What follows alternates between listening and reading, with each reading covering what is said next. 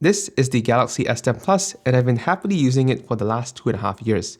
Both the hardware and software on this device have aged really well, and before I upgrade to a brand new device, I thought it would be good to do an exit review of this Galaxy S10 Plus, which is in my opinion Samsung's last no-compromise flagship smartphone.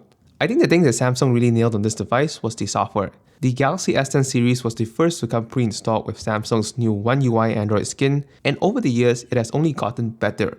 Even after two major Android software updates, the overall fluidity and performance have remained largely unchanged. Everything from the gesture navigation to double tapping the home button to launch the camera is still as snappy as it was the day I started using this phone. This is a stark difference compared to previous Samsung devices that I've used, where the software usually slows down after about a year, and that prompts me to perform a factory reset to get a fresh start. But with this device, I didn't find the need to do so. Also, as of filming this video, I'm still waiting on the Android 12 update with One UI 4 to be available for my device, but I want to give props to Samsung for providing so many software updates that introduce new features. This is a step in the right direction compared to previous generation Samsung flagships that had at most two major Android software updates. As a whole, I've totally enjoyed my time with One UI. The One UI experience was so good that for the first time ever, I wasn't tempted to use the third-party launcher like Nova Launcher. The UX of One UI was great, and when paired with Samsung's Good Lock modules, it really opened up a whole new world of customization options. Like this one-handed navigation module that provides a bunch of quick actions that I can quickly perform by simply swiping in from the side of the screen. In terms of the battery life, the 4000 mAh battery managed to get me through a typical day of usage with about 3 hours of screen on time. I do have the screen resolution set to WQHD+, and that does affect the battery endurance to a certain degree. The battery life is nothing to write home about, but the battery endurance is consistent throughout my time of using it. Beyond the software, the hardware of the S10 Plus was equally as good.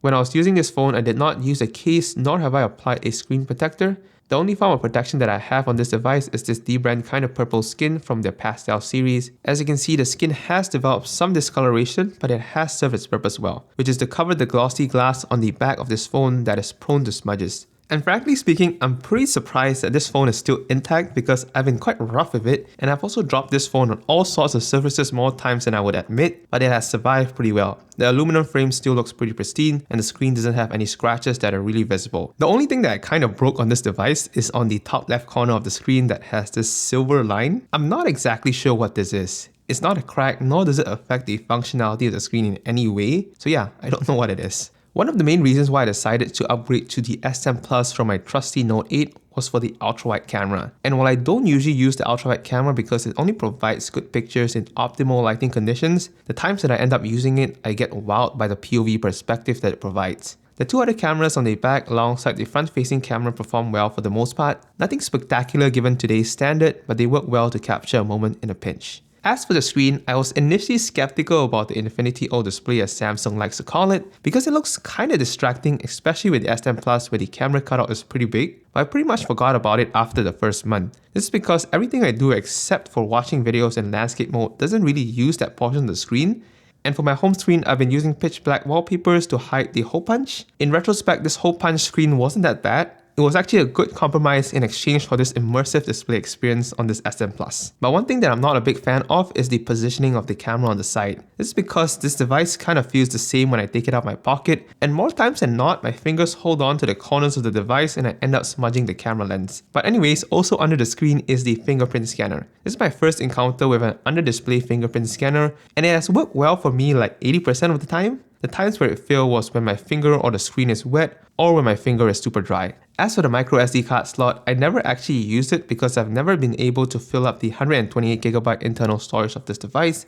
That's mainly due to the fact that I don't have a lot of apps installed and don't really take that much photos and videos. But one thing I'll definitely be missing when moving away from the Galaxy S10 Plus is the 3.5mm headphone jack. I use it frequently to play music or podcasts in my car as my car doesn't have Bluetooth and only has an aux jack. It's really unfortunate that the industry as a whole has followed the footsteps of Apple to remove the headphone jack, but it is what it is. In the same line, another thing that I'll miss from the S10 Plus is MST. For those unaware, MST or Magnetic Secure Transmission is a technology that allows the phone to generate a magnetic signal similar to a traditional card, and thus allowing me to use the phone to pay regardless of whether the terminal supports NFC or not. This is one of those cool features that surprises the cashier every time I try to prove to them that it works, But sadly, Samsung has phased this feature out in newer devices, and this S10 Plus is one of the last Samsung devices to support this technology.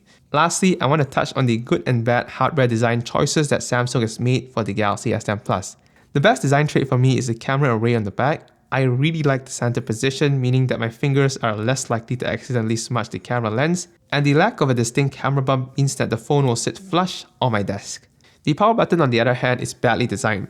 Even after years of using it, I still feel that it's situated way too high, especially given that I hold my phone with my left hand, which makes reaching the power button that much more harder. And on the flip side, there is the Bixby button. I'm still salty that Samsung doesn't allow remapping this button to launch other virtual assistants like the Google Assistant, but as is, I've mapped a single click of this button to launch Samsung Pay. To sum it all up, the Galaxy S10 Plus is still a pretty capable phone in 2022. Everything about this phone is still performant, but as a tech nerd, I've decided to upgrade to a new phone to get features like a high refresh rate screen, a better camera system, and a more efficient SoC. However, there's still part of me that wants to continue using this Galaxy S10 Plus because it's the last generation of Samsung flagships to include things like a 3.5mm headphone jack, a microSD card slot, and support for MSC payments, all of which are no longer available in current Samsung flagship smartphones. Hopefully you found this video useful or at least entertaining. Stay tuned for the next video where I'll walk you through the phone that I'll be upgrading to, so don't forget to hit the subscribe button so you'll be the first to see it when it gets uploaded. Thanks for watching, and I hope to see you very soon in the next video.